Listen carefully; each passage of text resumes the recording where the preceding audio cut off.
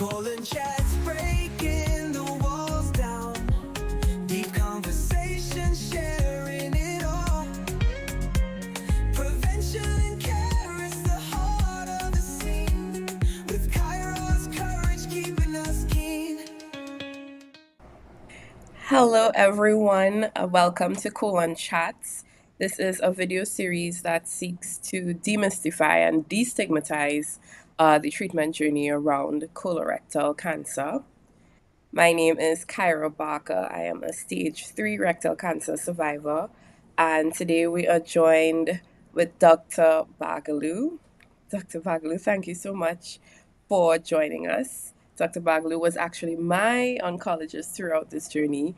I'll leave it up to you to introduce yourself, give your proper title, and what you do in this space. Hi, Kyra. Thank you very much for having me. In any program such as this, I always thank the host for such an innovative program. I think, as we discussed previously, the most important information is knowledge, and knowledge brings power, and hopefully power can get patients into our offices sooner, earlier cancers, less invasive treatments, and better outcomes. So I'm Dr. Visham Bhagaloo. I'm a clinical oncologist. Simply put, I look after patients with cancer. I dabble a little in everything. So I do chemotherapy. I also do radiotherapy. We've been doing immunotherapy a lot in Trinidad and Tobago now, but surgical procedures and removal of tumors are done by our colorectal surgeons, which we do have in Trinidad and Tobago. I have both public and private interests, and our role and our aim with my team is to help patients as much as possible, navigating the unknown and ensuring we have the best possible outcome regardless of where their treatment is administered. Right, and as I mentioned before, Dr. Bhagaloo was my oncologist, so we would have met back in 2022, June 10th, if I'm being precise, 2022. Absolutely. And so, Dr. Bhagaloo, before I get into the actual treatment journey, let's just start at what is a cancer?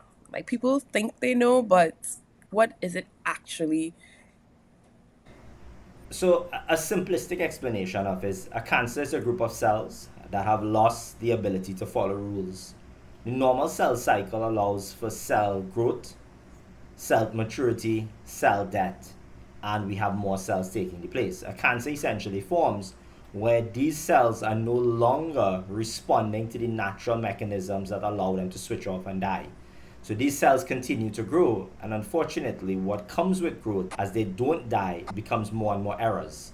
So these errors allow for infinite growth, infinite spread, and lack of sensitization to the immune system. So cells grow, they invade, and apart from invasion, they can spread in the blood supply. So cancer is essentially naughty cells that have lost the ability to respond and respect the live, grow, die pathway, which is really what everything encompasses in your body. So, what exactly causes cancer? So that is a conversation we can have for hours. So there are many factors. So generally speaking, there's genetic factors and there is environmental factors. So genetic factors are unfortunately things that we have zero control over. What you are born with and what cell deficiencies or what changes you are born with, there's unfortunately nothing we can do to change it. Environmental factors, however, are things that we can look at. So for instance, in patients with regards to colon cancer, which we are featuring, we look at red meat. Red meat has been proven to increase your risk of colon cancer. In addition to that, smoking cigarettes, alcohol has been linked to the increase in colon cancer. Somebody as young as yourself, when we have young patients, which we're seeing more and more often, as you would mention, your surgeon, are we able to mention his name? Of course. Yes, so Dr. Singh and I have been trying to get together a series. We have a number of patients less than the age of 35 who've walked through both of our offices. And these are patients who have been having really, really vague symptoms. And thankfully, the GPs have started to be a little bit more cognizant. About 10 years ago, no GP was ever going to investigate a 32, 33-year-old for any type of cancer. They're going to tell you something like, it's either hemorrhoids or it's anal fissure. Don't worry about it, reassure you. And in the future, we end up with a more advanced disease. But with more of these talks, we're getting the message across. Don't be bamboozled or don't be fooled into believing that this is in fact not a possibility in somebody who's very, very young. So a big part of what we want our patients to know is that how don't let age be a problem or let that be a back thought that, hey, I'm too young to have cancer. I think the most important thing is just understanding, hey, you have a symptom, you have a worry, you have a risk factor, be it environmental or genetic. Get tested ASAP. Yeah, and as you mentioned that in terms of getting tested or getting screened ASAP, a common misunderstanding is when should you get screened?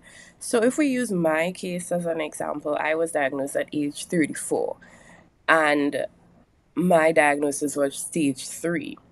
Now, from what I've read, colorectal cancer is actually a slow growing, or the tumor is actually a slow growing tumor. So that means it would have been in my system for maybe 10 years, just growing, and I didn't even know anything. So for me to have caught it, quote unquote, early, that would have been at 24 that I would have to be screened for it. So, at what stage people should start actually getting screened or understanding when to look for different kinds of issues or symptoms? Absolutely. So your situation is quite a unique situation. Your situation, as I talk more about screening guidelines, you'll understand that you don't fit into the guideline. What do I mean by that? So, if you have no risk, meaning you have no first or second degree relatives who have had a colon cancer diagnosis, no endometrial cancer, or no cancer in your family, the general recommendation was to have a colonoscopy at the age of 50. What we've noticed is that too many patients are happening earlier than that. And the UK guidelines have actually upped their antics and they're actually now screening the general risk population at the age of 45. So, for myself, for instance, I have a genetic risk for cancer, unfortunately. And because of that, my first colonoscopy will be 10 years before my relative's diagnosis age. So I'll share with you my story. My mother was unfortunately diagnosed with adrenal cortical carcinoma. She passed on at the age of 54. She was diagnosed at the age of 49. Wow. So technically speaking, my first colonoscopy should be at the age of 10 years less than 49, which is 39. So that's very soon for me. So if you have a risk factor, it's 10 years before your relative's diagnosis or at the age of 40. If you have no risk factors, our new recommendation is the age of just 45. But you're going to say, if anybody's listening, they're going to be like, but doc, that doesn't take Kyra into consideration. And that's absolutely correct. Genetic conditions are a whole different kettle of fish. We believe you are a genetic mutation. Now, the standard genetic mutation that we look for is a syndrome called Lynch. So, from our point of view, while the major syndrome or the major genetic deficit is not present, there's so much more that we still don't fully grasp. And I always tell my residents this. I was like, at the end of the day, the book can only take us this far. I think the diaspora of the Caribbean is such a unique and different group of people. All the data I have and every data I quote comes from a European, American, minimally African based population. Our heritage takes us back to either India or Africa. Yep. And I don't think we have sufficient data to say when our population needs screening and to say more so when we can. So if you have genetic mutations, then you automatically become high risk and your screening becomes much, much earlier. Now, I'm a big advocate for colonoscopies, but as you were mentioning to me as well, they are fit testing. It's called fecal occult blood previously, and now they're doing some immunositu hybridization of the sample to determine if there's blood in your stool. Is it recommended? The answer is absolutely yes.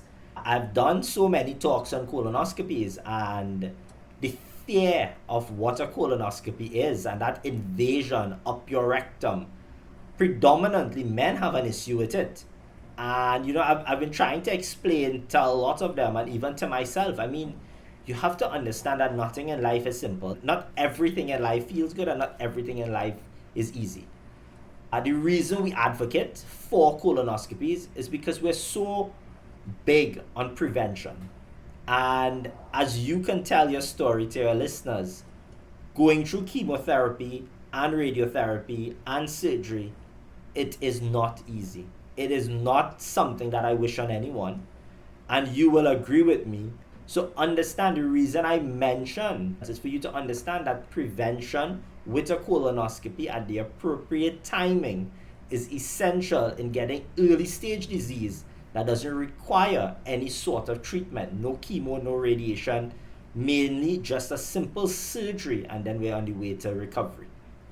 You mentioned so many great points there. I want to go back to when you indicated once someone in your family has some form of cancer, you should start screening 10 years younger than when that person was diagnosed.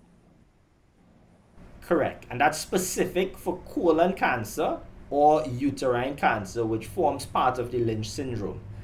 It's difficult to tell you the screening characteristics for every type of cancer. So, as we mentioned, we're just going to focus on colon, which is what our biggest agenda is really. But even for breast cancer, we say mammograms at the age of 40, cervical cancer, and pap smears at a very early age once sexually active.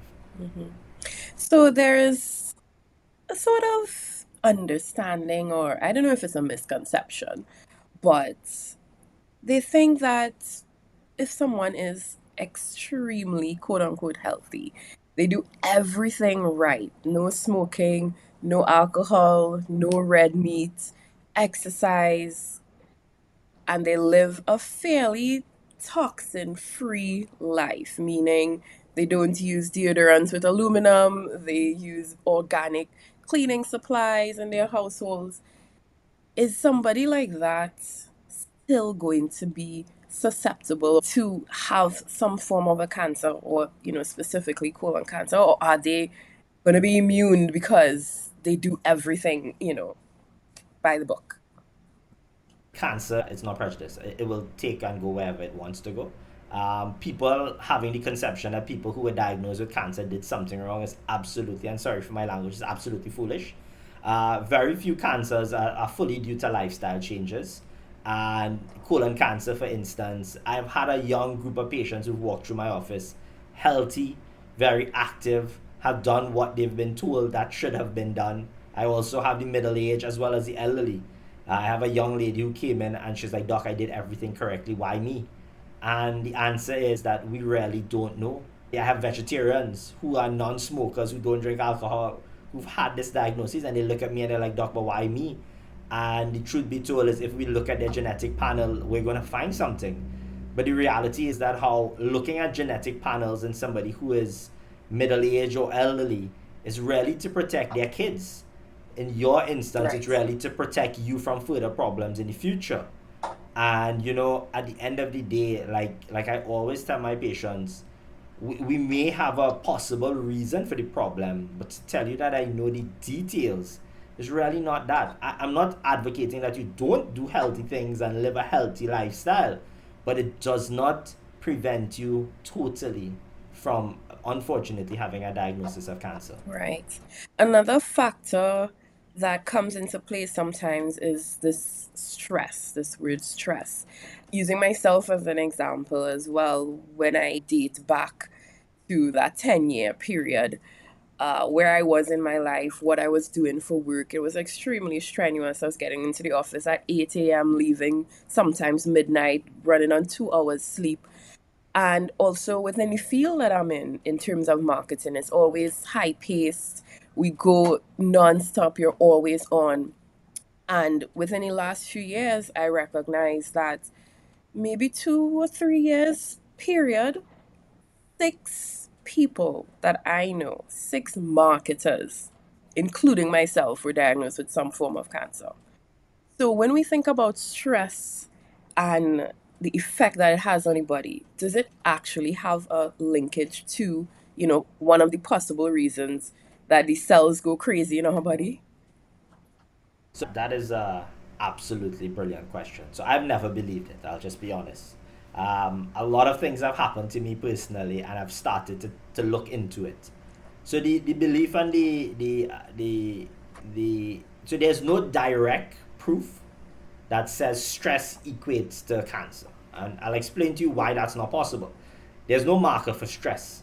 You can think you're ridiculously stressed. I can think I'm ridiculously stressed, but there's no way to mark a level of my stress versus your stress. So when there's no Right. longer a numerical representation of something, it's hard to denote where and how we do it. So what that simply means is it's hard for us to do a study to determine the effect.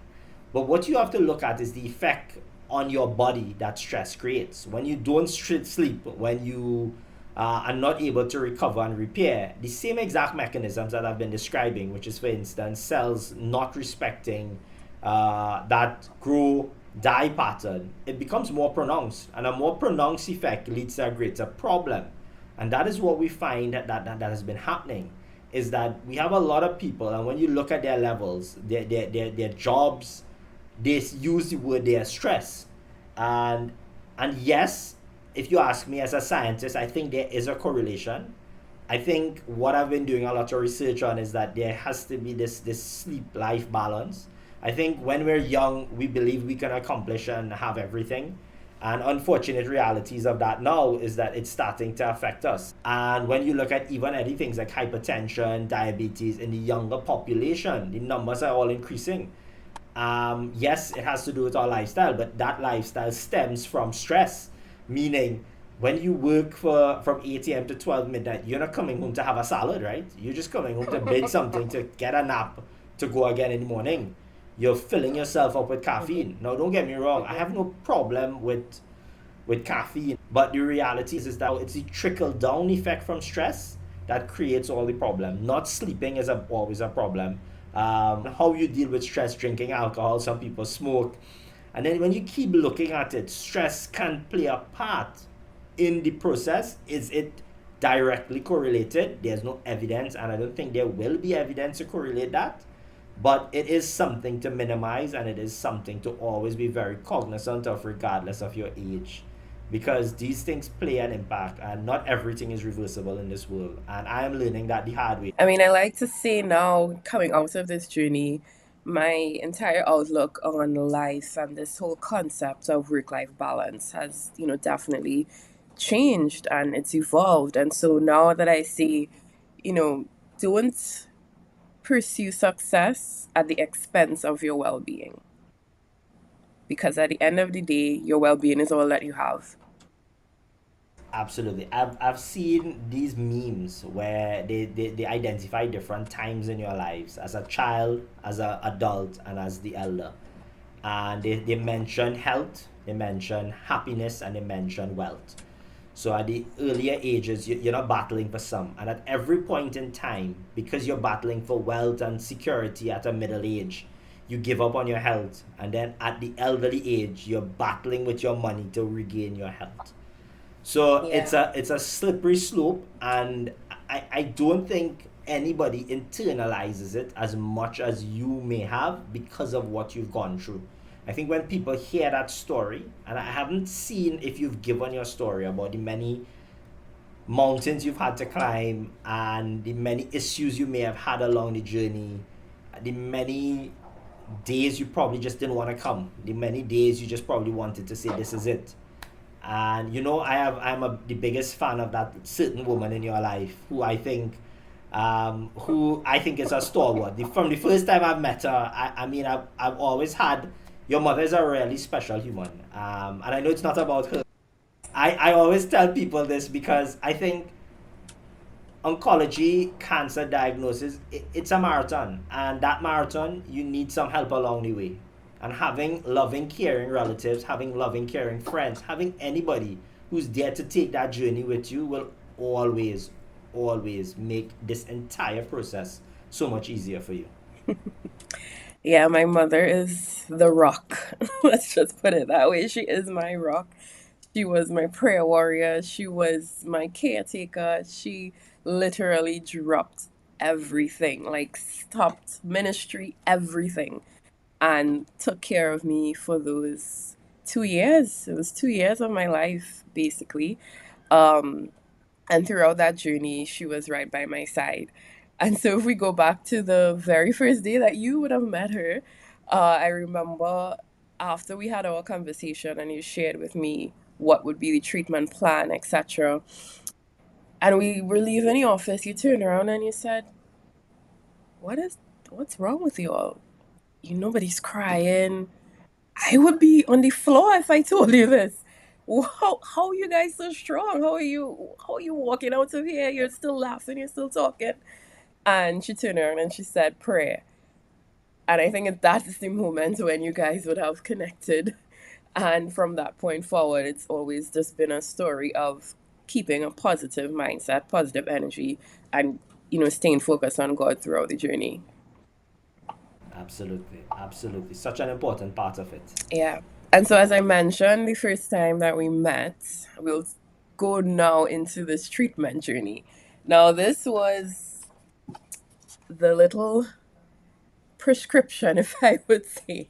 It was my treatment plan. You wrote it down on this piece of paper, and I must say, every single thing that was written on this paper was done. The plan was followed to a T, and for the most part, within the actual time frame that you would have written on this paper. And so I need to express my gratitude in terms of you being thorough, you following through on your word, and then also being able to be so precise in this plan that, you know, ended up with this outcome of me overcoming this disease. So in this moment, I need to say thank you. You're most welcome. I think what has happened is that the typical patient in Trinidad has revolutionized. It's different. This long ago mentality where you sit in a doctor's office and you're told what has to happen is gone. And I'm so happy for it. I love engagement. I always, any person who sits in my office, the first question I ask them is, tell me what you do for a living. And people are offset by my question and they're like, why is that your business? And I was like, I always ask it because I need to understand how to relate the situation to you. If you're a scientist, you want me to stick all you want me to talk about is data. You want me to talk about trials, you want me to talk about what the Europeans are doing, what the Americans are doing, and that's who I will become. If you're more simplistic and you're like, Doc, I just want the general gist of it, and then I can process it in my way, that's what I do. I think as a physician, anybody can give chemo, anybody can give radiation, but a good physician is one who can adapt to that audience that you have in front of you. And that is big to me. And also from my point of view, I make this personal. It's probably not the healthiest thing to do. And I always make my patients a priority, that we stand with you while you fight. Because at the end of the day, I want you to understand that if you pick up that phone and call my team at 2 o'clock in the morning with an emergency, somebody will be there to answer. But like you said, the journey in a colon cancer patient is really, really important. And how it starts is it starts with that colonoscopy because of a symptom. That symptom can be constipation, diarrhea, weight loss, bleeding. It can be slime in the stool, or it can absolutely be the most common thing, which is, Doc, I'm not feeling right. Something isn't right. I find I feel full. I find I have diarrhea with constipation, and people will be like, no. The most sought after doctor in the country is a pharmacist. They treat every single thing in this country. And it's not because they're trying to be malice. It's not that. It's they're trying to help. Because most patients or most people have such a great relationship with pharmacists in this country that they continue to take medications. And so, like I said again, you have a symptom, anything you don't feel right, we get a colonoscopy. When you do that colonoscopy, if there's a mass, if there's a cancerous growth, something called a biopsy is done. This biopsy is then taken under the microscope and we look at it to determine exactly if it's a cancer or not. At that point in time, you will be defined or said, okay, unfortunately, there's a cancerous growth in your bowel. Now, as you know, the bowel can last from your rectum, your large bowel, or your small bowel. And that depends on what we do next. So, you come into the office, you're like, okay, unfortunately, you have a cancer. It's in the rectum. So then you will meet an oncologist or you'll meet your surgeon. And then the next step will be, how far has this disease spread? And the only way to know how far the disease has spread is to have imaging. The typical imaging done is a CT scan of the chest, abdomen, and pelvis. If you have rectal cancer, it can be an MRI of the rectum. Now everyone is talking about PET CTs. And yes, there is a consideration for PET CTs in staging, but that's very complicated. And most physicians, oncologists, surgeons have their specific requirements when a PET can be utilized. Now you get all this information. What happens next? Each situation is different. Sometimes what we can do is do surgery first, followed by possible treatment after, or sometimes we can do chemotherapy, radiotherapy, and then surgery. So let's break it up into rectal cancer versus colon cancer. So if you have rectal cancer, we will give you chemotherapy, then we'll give you radiation, then we'll give you surgery. If you have colon cancer, typically we will do resection of the tumor, look at the full results, and then we can tell you if you need chemotherapy. Now, patients talk to me and it's like, doc, the CT scans are, it's uncomfortable with the dye. But you have to remember, the only way we can tell you your stage is by knowing exactly where and if this cancer has spread. So staging investigations are really, really important. Now, that is a general idea of any patient's journey: chemo, radiotherapy, and surgery. All right? So, Kyra, you tell me. I can talk about it, but it's even better for you to explain it.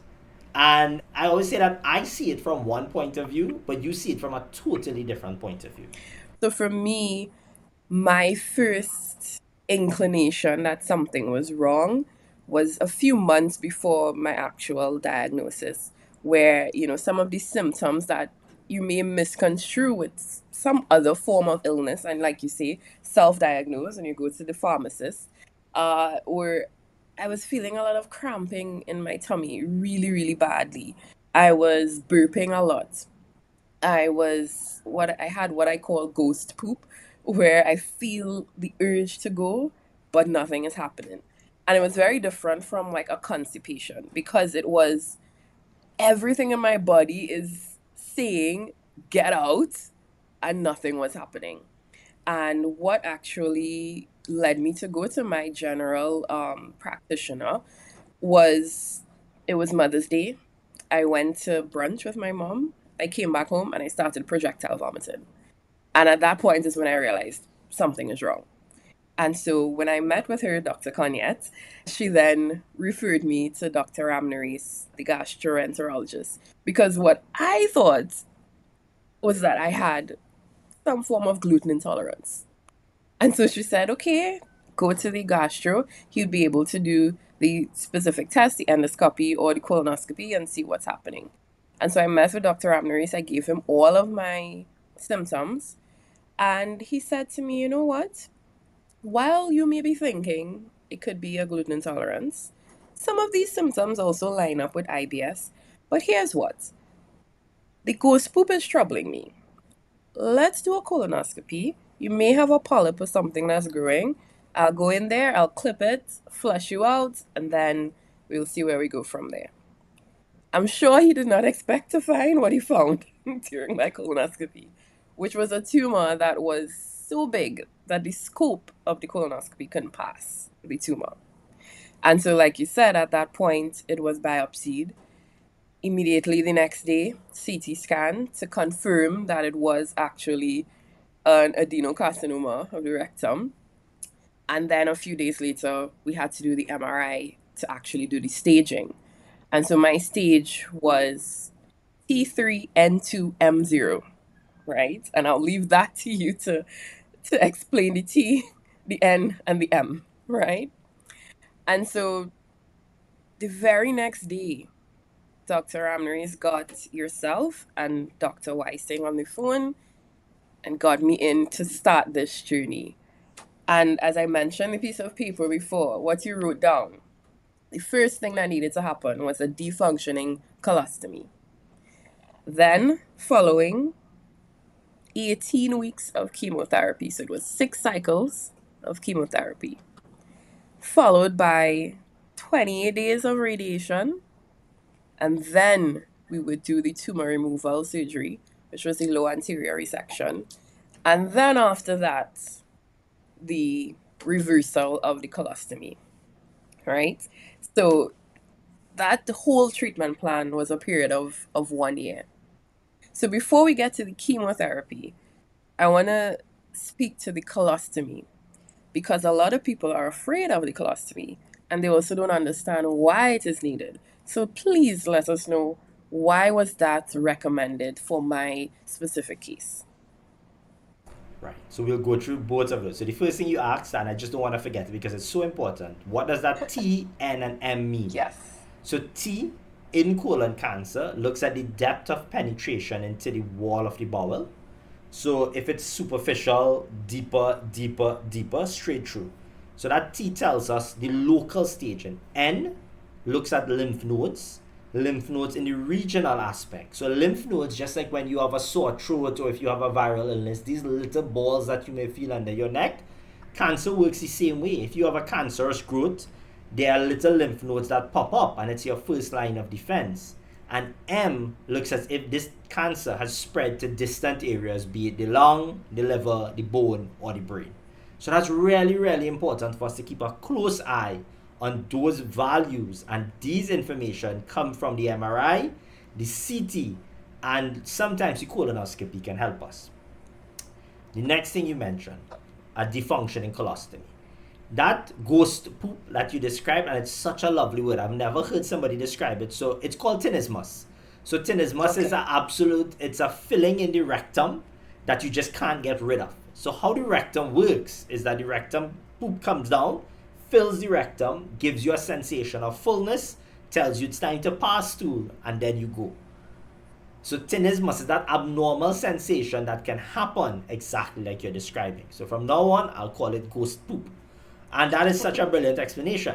So in a situation like that, if your rectum is big like this and your tumor takes up 95% of it, when I radiate you or give you chemo, if the tumor doesn't shrink as quick as I would like it to, well, let's say it becomes inflammatory and gets edema and swells, then that 5% space can become 1 or it can become 0. And then you become fully obstructed. And when you have an obstruction, you're going to eventually burst. So then you'll have perforation. So patients who have very locally advanced disease with the possibility of obstruction, we put in a defunctioning colostomy. And I love it because it makes me worry less about you. And I know you've had complications and it wasn't the easiest time, but it does make my job very easy and make me worry less. You have a lot of patients who, and I always tell my patients this, who have tumors in situ while we give chemo, and they have a lot of diarrhea. And then you as a physician think to myself, oh my God, they're having diarrhea. Let me give them something for diarrhea to bulk up the stool. And it's not true diarrhea. It's called spurious diarrhea. It's overflow diarrhea. So if you have tumor that's all here, only liquid can go on the top and come back out. And then you see diarrhea, but it's fake diarrhea, like ghost poop. And at the end of the day, that is a worrying sign. That means that obstruction is very imminent. So if a hard piece of stool comes into that area and blocks it, then you have complete obstruction and a lot of problems.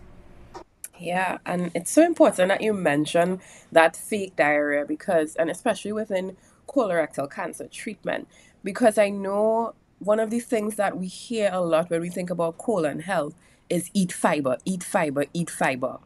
And fiber is great for your colon when it's healthy and when you don't have a tumor. However, when you do have a tumor, fiber is the absolute worst because when you eat that fiber, it bulks up and there's nowhere for the stool to go.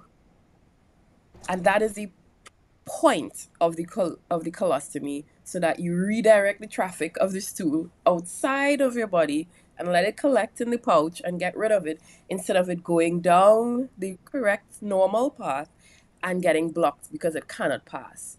The colostomy just makes sure that the waste gets out and it doesn't complicate anything else that's happening in the treatment journey. So colostomy was number one.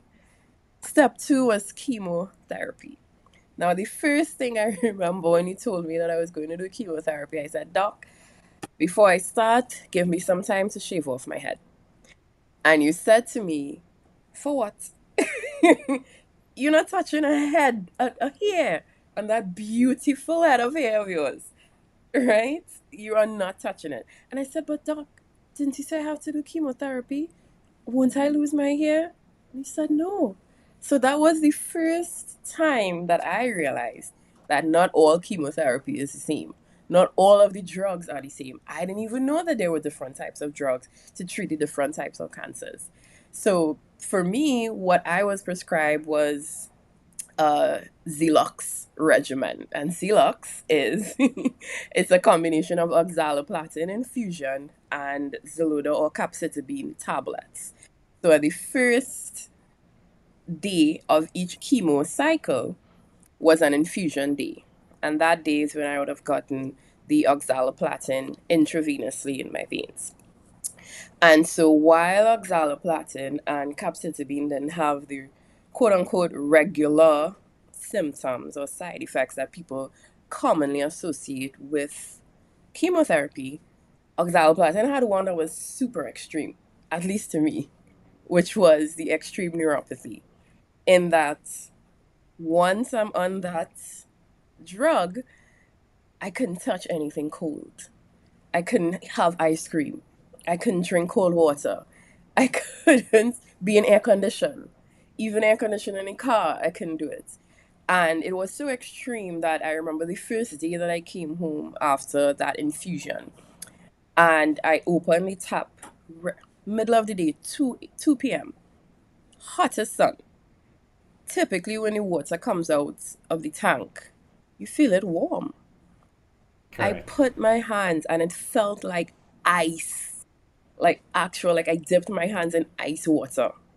And it shocked my system. And I said, Mommy, what's going on? And she put her hand and she's like, no, but it's warm.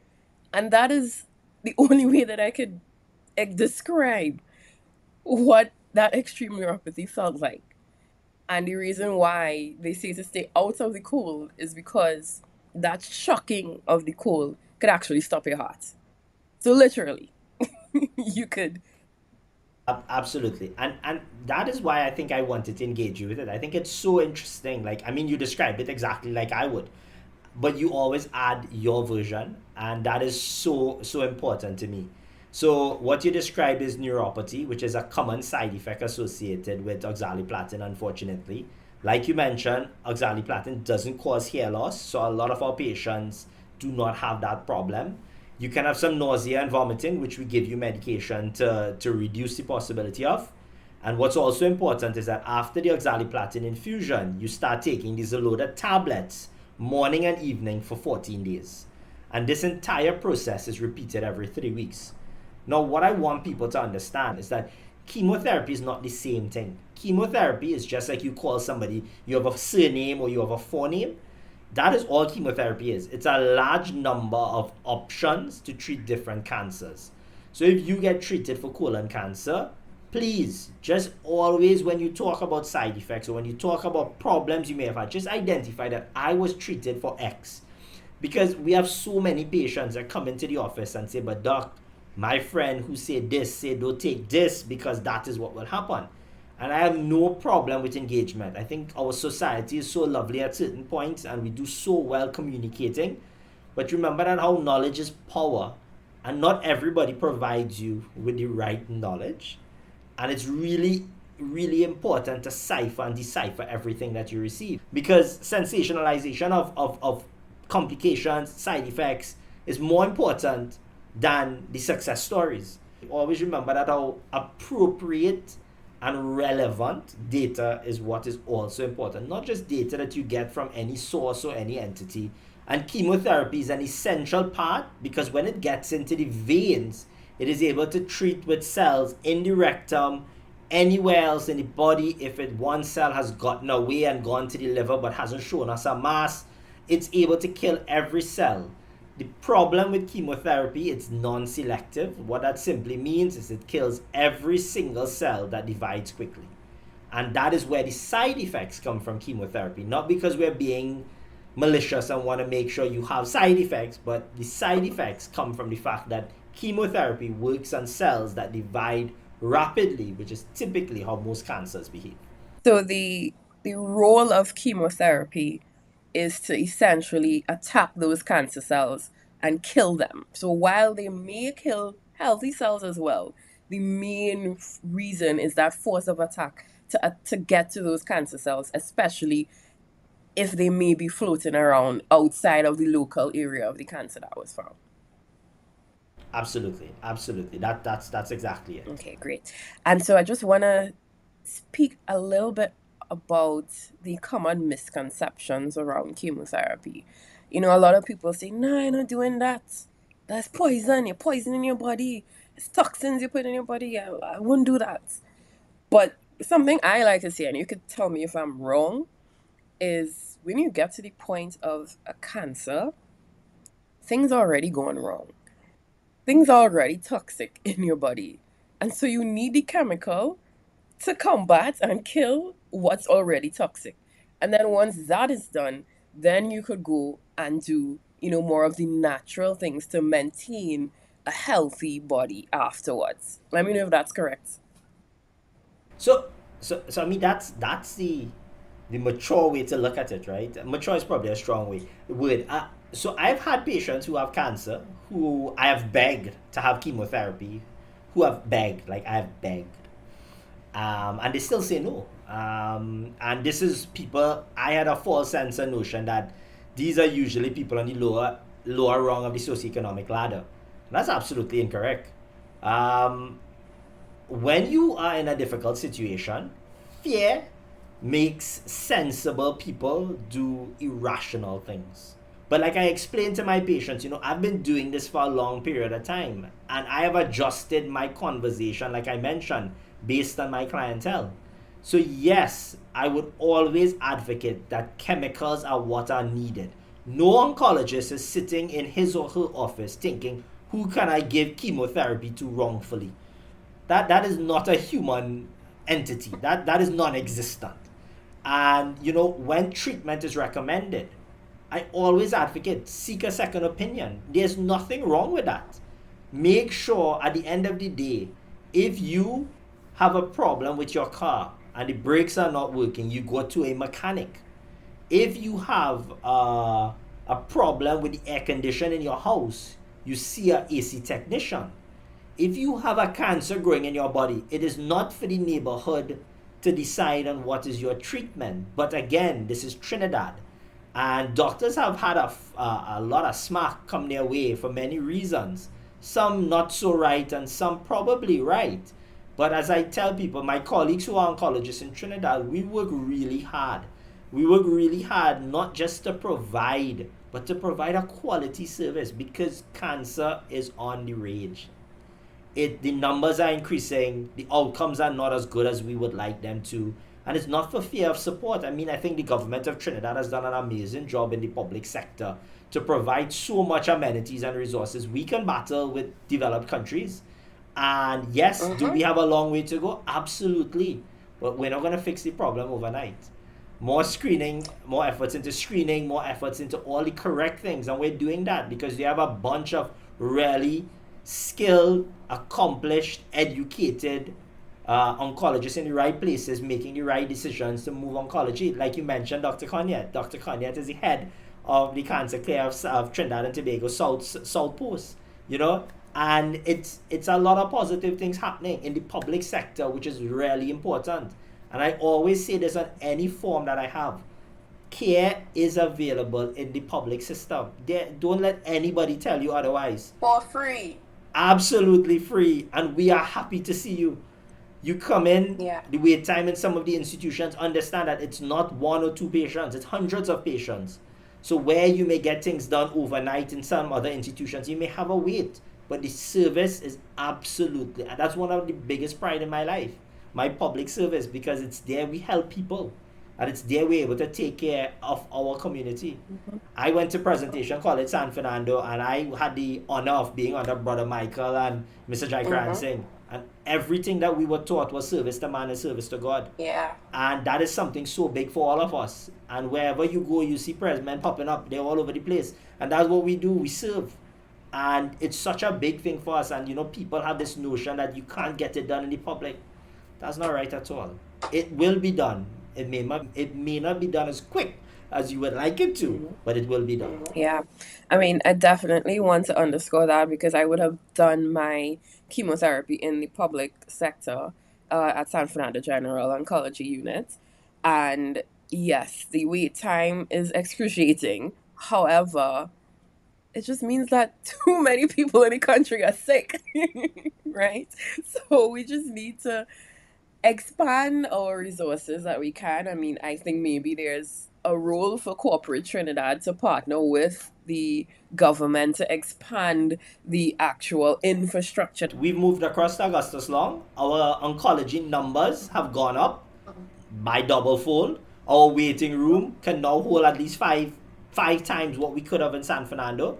So we have a much bigger building. We're doing a kind of quaternary slash facility where it's just only oncology. So a lot of great things are coming in the public side for the South Division, which I can speak of. And it's really positive, really positive. I'm very happy to hear that. One more thing before we move past chemotherapy. And you mentioned, our local soursop leaf, and, people say different things. Take different teas, take different herbs. And while some people don't do chemotherapy and they only do that, there are some people that do the chemotherapy, but they also do the herbal medicine as well. Now, in my own research, because anytime somebody recommends something to me, I do research first. So while I was going through my journey, people have made certain recommendations. And I found, different articles speaking to the interactions that could happen with chemotherapy and the chemotherapy drugs and the herbal medicine. So I wanted to speak a little bit about that, where, sometimes you could be taking something that could actually negatively impact the actual workings of the chemotherapy drug.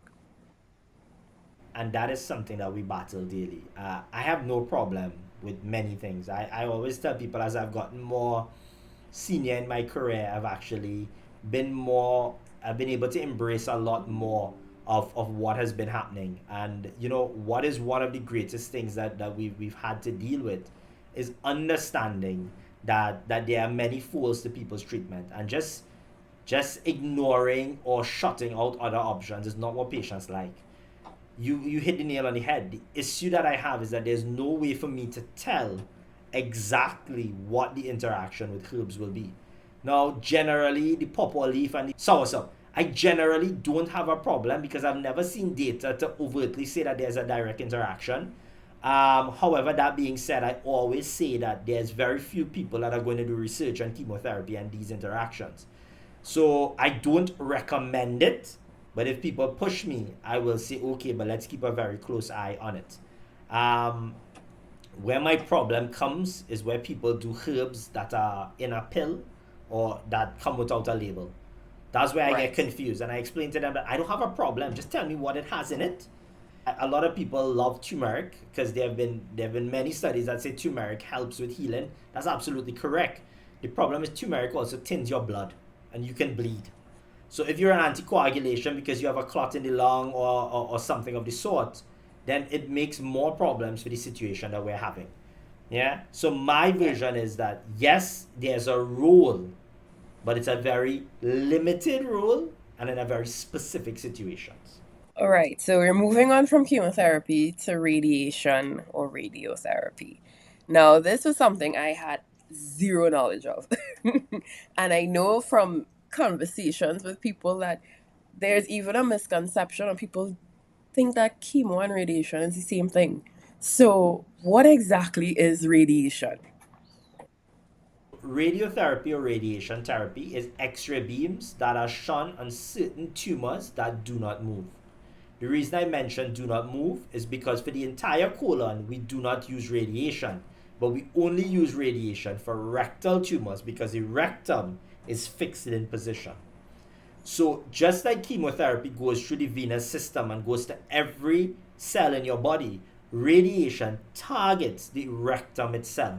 So it's localized, directed treatment to a particular area where the cancer is seen on imaging and where the cancer is seen physiologically. It's very directed, very well tolerated. The most common thing you'll hear about radiotherapy is a burn my doc. I have been doing radiotherapy now for about 7 or 8 years. I have never burned nobody. Let me explain to you what can happen. Because radiotherapy uses high energy beams, it can cause discoloration of the skin, and in extreme cases, when we're trying to get a very high doses, we can cause changes, sunburnt appearance to your skin. It becomes necessary to get the high doses, and in any of my patients where these side effects will happen, I mention it in advance. So, for instance, when you're radiating patients who have rectal cancer, the biggest side effects are not skin, but it's more so diarrhea, nausea, vomiting, fatigue, burning in the urine, frequent urinations, but nobody burns. And in most patients, you have a return to normalcy after a period of time, usually 6 to 8 weeks, and it really makes things a lot better. But my biggest thing with radiation is not something to be fearful of. Radiation is very beneficial. It makes the tumor smaller, so the surgeons have more margin so that they can do an appropriate surgery, and in a lot of time conserve the sphincter, which means that we can reconnect you and you don't end up with a permanent bag. Yeah. And just to go back to a point that you made about our healthcare locally being on par with some of the developed countries. Now, I would have had a colleague of mine who mentioned my case to one of his oncologists, radiation oncologists in New York. And when I mentioned to him, because again, like I go deep, so I wanted to know what was the type of machine that was going to be used on me. And I shared it with him. He said, "You have that in Trinidad? That's better than the machine that I have in my hospital here in New York." Right? So just to speak to the level of treatment and care that's available here locally, it's on par and even surpassing some of the hospitals in major metropolitan cities around the world. I also just want to speak to when we say radiation, you say the X-ray and you say the beam, but paint the picture, right? Because you walk into this room and there's this massive machine, and you lie flat, and the machine goes around, right? So that's one of the key distinctions. Chemotherapy is a drug, either tablets or intravenous. Radiotherapy, it's a machine. Absolutely. I think you also pointed out two really important things to me. One is that we have more advanced machines than people think. People think this is a banana republic, but you can't help people with what they think. That is their right to think. If they are absolutely wrong, that's also their right to be absolutely wrong. But as a physician living here, working here, how I sell myself is that if my relative and I have limitless resources, the machine I have in public and private are still the same machines I would use anywhere else in the world. So we're not shortfalling any of our patients. The system isn't perfect, and I'm not here saying that the system is perfect. What I'm saying is that how we have a great system to build on, we have an improving healthcare system, and we have a long way to go, but we're slowly but surely getting there. When you Yeah. talk about the picture, so it's really intimidating at some times. So the linear accelerator generates electrons at high energy levels, and the machine is big. You're in a room by yourself. The doors are all lead lined, so it's a little bit intimidating at the beginning. But it comes down to being on any regular CT scan machine. You lay on a bench, essentially. It moves you into position. I recommend to all my patients, close your eye, make a shopping list, think about somebody you like. It rotates around you. It delivers your radiation. You don't always feel it.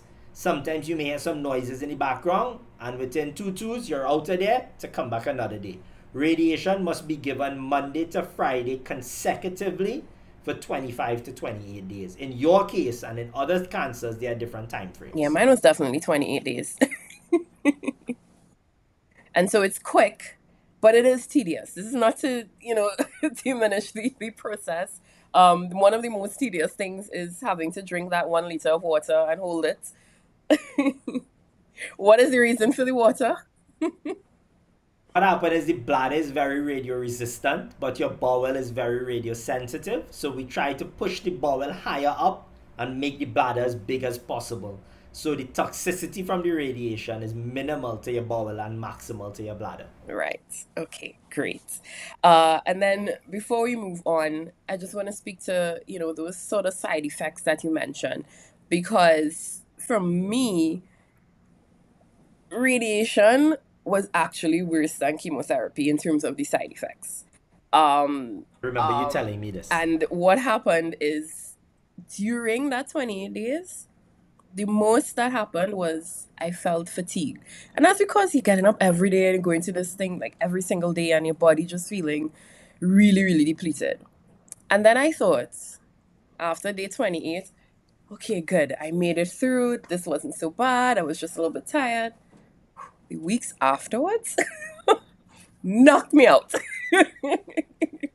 Yeah, that is unfortunately sometimes what happens, the side effects that come later on. So I always tell my patients that radiation side effects are 2 weeks behind wherever you are. So when you finish, you still have 2 weeks of radiation to get. Meaning your body slowly starts absorbing more side effects come, and then you start de-escalating back into a little normalcy, as I'll describe it. Yeah. One thing that you did say that I didn't realize either is that the radiation continues to work in your body for up to how many months? So it's up to 3 months after after you finish radiation, you can have an effect. So in your situation, for instance, when we finish with the radiation, we would usually wait 8 to 12 weeks after for surgical intervention. That is giving the radiation the most time to work. Now, the longer time you give it, the more effect the radiation has. So the cancer gets killed more, but the more fibrosis happens and the more stuck down the tumor becomes. So the skilled surgeons, many of which who you've been exposed to, they will push the limit. They don't really care about things being stuck down. They will take it out. But some centers that I worked in, they try to get the cancer out sooner rather than later. Yeah. And when you say stuck down, you mean the tissue starts to get mushy.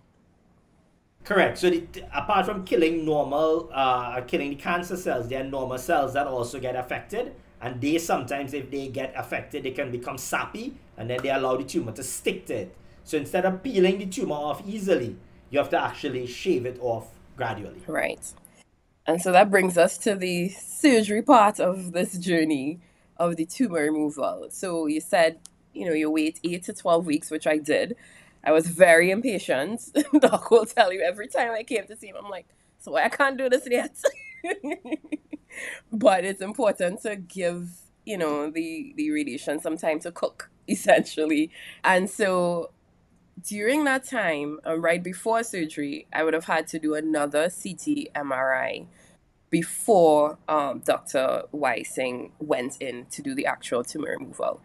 And what was really interesting for me is that after I did that MRI right before the surgery, the results was actually that I went down to stage 2.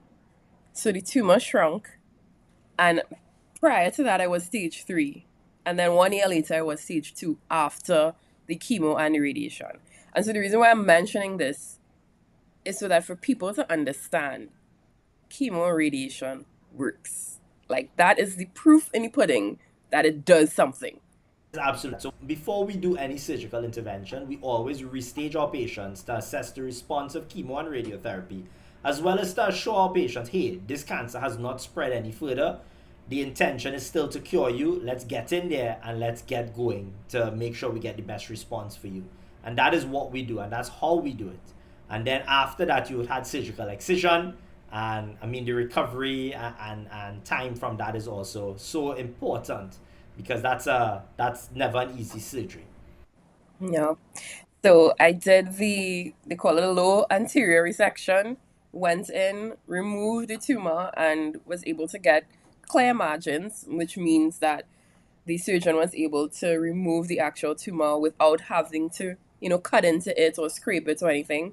It was removed, and my colon was resected, meaning joined back together again, with clear margins, and the biopsy after that, because once they take out the tumor, they still have to biopsy it, and they were able to declare that the cancer was actually contained to the tumor, so it didn't go spreading beyond the areas that were cut out.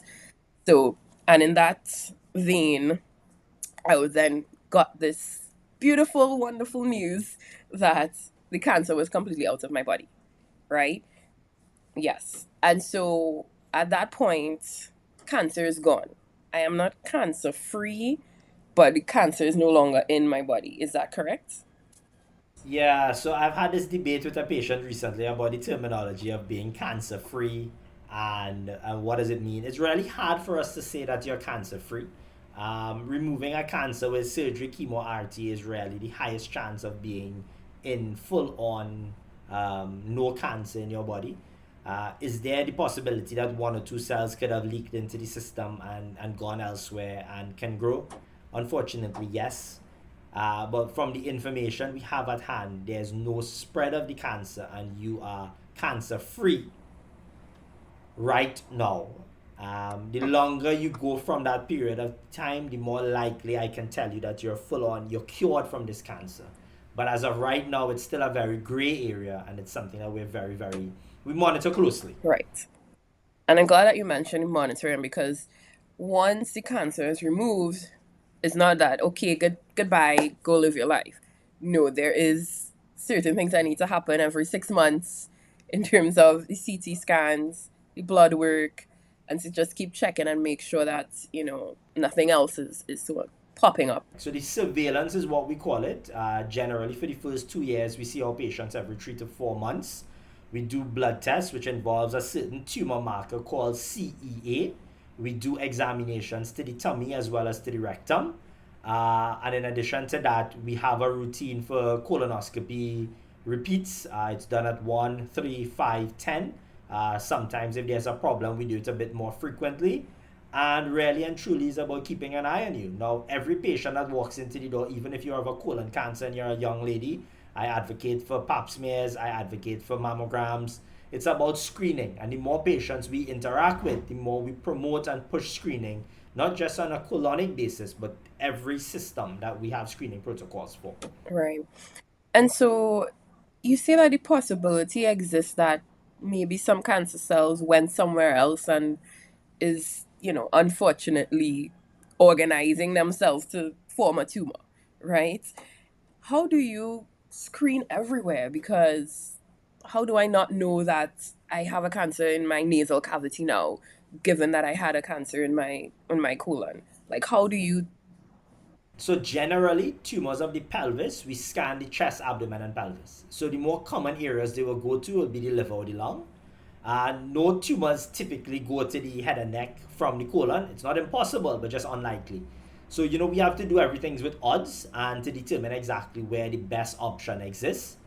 So, from our point, doing the chest, abdomen, pelvis is absolutely the right way to determine if there's any organization anywhere distal to where the tumor itself exists.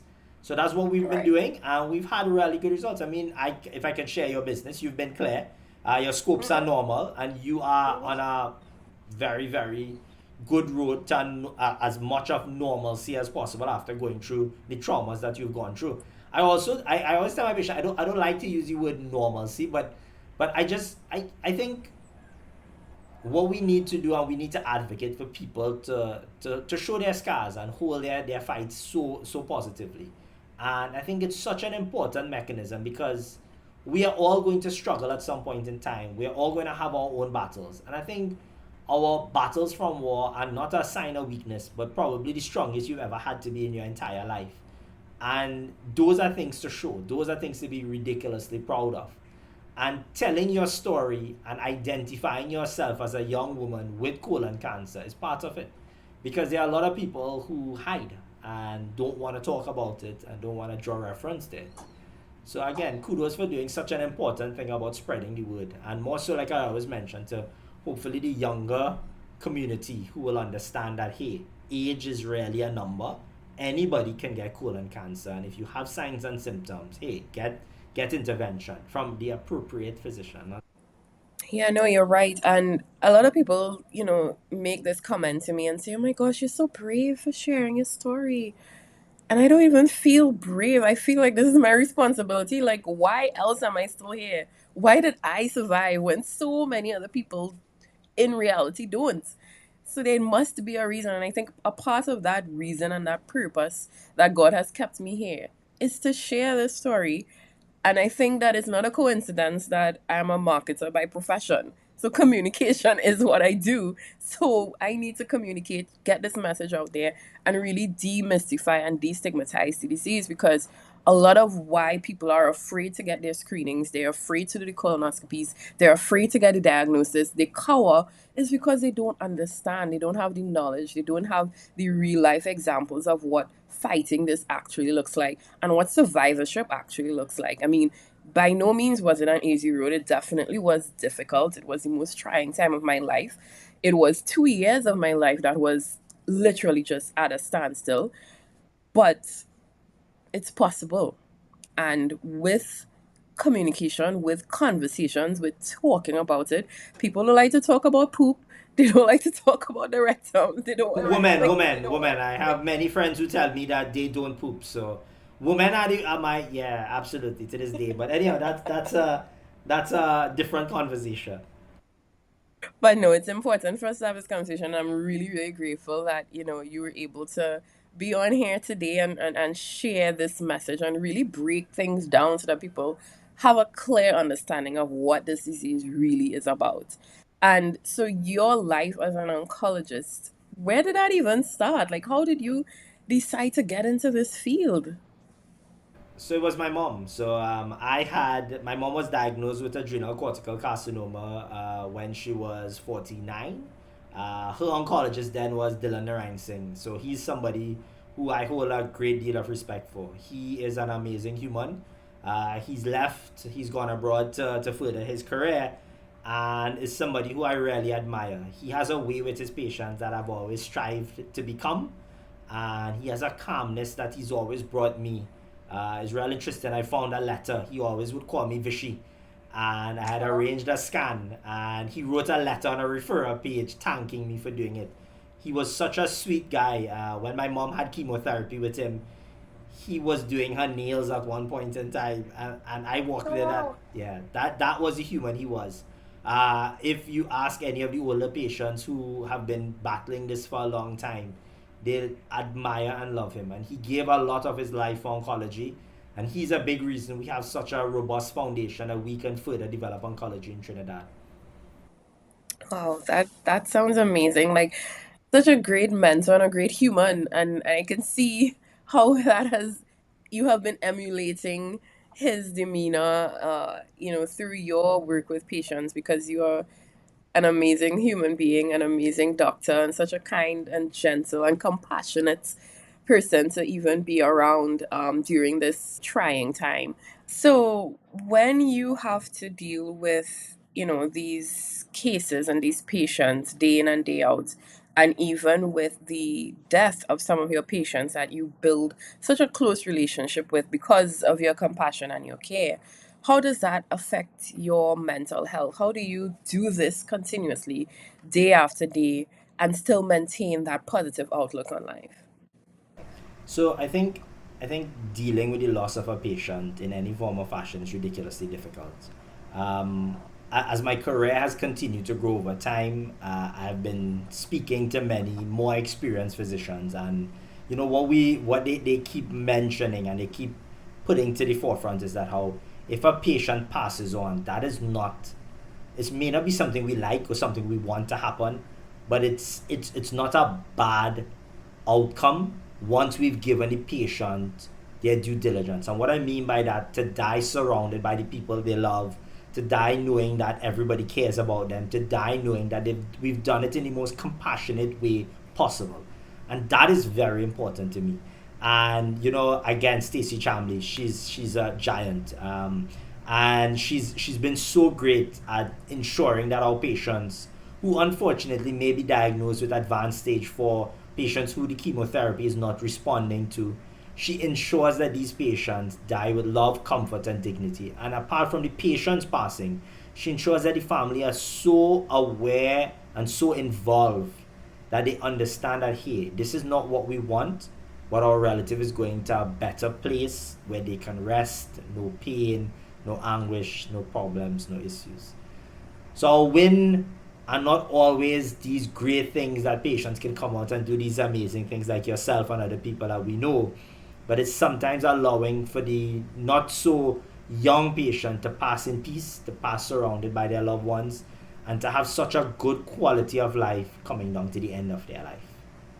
Yeah. And that is it's traumatic, to be honest. I think I have a lot of issues from stemming from it, but there's a lot of support for oncologists, not necessarily obvious, but I think it's about communication, speaking about what we go through, and about just especially the younger oncologists as they come up, and we continue to get more staff, just to let them understand taking time away, taking time to yourself, taking time for your family. Just like we said, stress is great. It's great that I can help all these people, but I also have a family. I also have things that I want to accomplish. And finding the balance is not always the easiest. But like I told you, as I get older and older, I'm putting more and more limits on what I can afford because I can feel the effect it's having on me. Yeah, and as you were saying that, I was wondering, like, how do you take care of yourself? Like, especially as you mentioned that you're getting closer to the age of when you have to start screening, especially for these types of cancers. How do you, like, what do you do to take care of yourself and make sure that you stay healthy? Good at it. I try to eat healthy. I try to exercise. I don't always hit the nail on the head, but the intention is great. But I promised myself for 2025 I'll take a lot more effort into myself. Diet, exercise, the full thing. Because I've lost, like, I stopped eating meat for about 6 months and I lost like 15 pounds. And it's about doing the small things. But I think the biggest thing for me is managing stress and about just getting that balance that I haven't always been able to achieve. But I'm hoping that I can get better and better. I think you will. I think once you put your mind to it, because you seem like a very determined person, I'm sure you will. So, Dr. Bagley, this was an amazing conversation. Do you have any parting words for our audience? I know we spoke about a lot. We went through the gamut of the treatment journey, even starting off with screening, and we went through chemotherapy, radiation, life after, beating this disease. What are, like, some key things that you think our audience should hear as we end this amazing episode? I think cancer is not a death sentence. I think this is the biggest thing I need to get out there. Not every patient is going to come in and I can cure them or I can ensure you that you're going to respond. But the stigma associated with cancer needs to stop. 99% of patients didn't do something to deserve or to be diagnosed with a cancer. That's just where life took you. Um, Treatment is not something I can tell you at first hand. What your side effects are going to be, I can't tell you, but I can promise you we're going to be there with you. As an oncologist, as a human, as the son of a patient who's passed with cancer, never for a second believe that we are just here as oncologists. We are humans, and it's impossible for us to interact and be around our patients and not be a part of your journey. So what do I say? I tell my patients, at the end of the day, no one has asked for this. No one deserves this. But if a battle is needed, we are here to battle with you. Myself and my team, I surround myself by people who are willing, giving of ourselves to our patients because no other reason other than you deserve that support. I can be tired, I can be weary, but when my patients call, the phone will be answered because you never know what they are going through. I always say this to my residents: a monkey can give chemotherapy, but it takes a true human to be there for their patients and to guide you and help you along the journey. And that is my 2 cents. But more importantly, I just want to tell you thank you. You have been an amazing human from the first day I met you. You've had many battles. You've had your good days, your not so good days. And I think programs like these, and including some of the patients that you've met along your journey, to spread their story is really, really important. I can sit in an office whole day, treat cancer whole day, but it's things like this that you have started, that you and your team have started, that will make a difference in countries like Trinidad. I cannot get out to a large part of the population just simply because sometimes it's difficult to associate.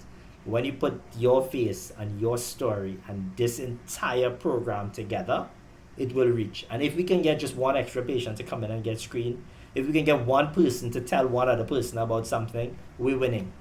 That is it. We don't need thousands and hundreds, and we don't need that. We just need one. When we start there, we'll get to where we have to get. It only takes a spark. Correct. Thank you so much, Dr. Bhagaloo. This was an enlightening conversation, and I know the audience would have taken away a lot of key information and insights, things that they may not have understood before. And the fact that we were able to break it down for them today into relatable terms, I think we are well on the way to demystifying colorectal cancer. Colon chats break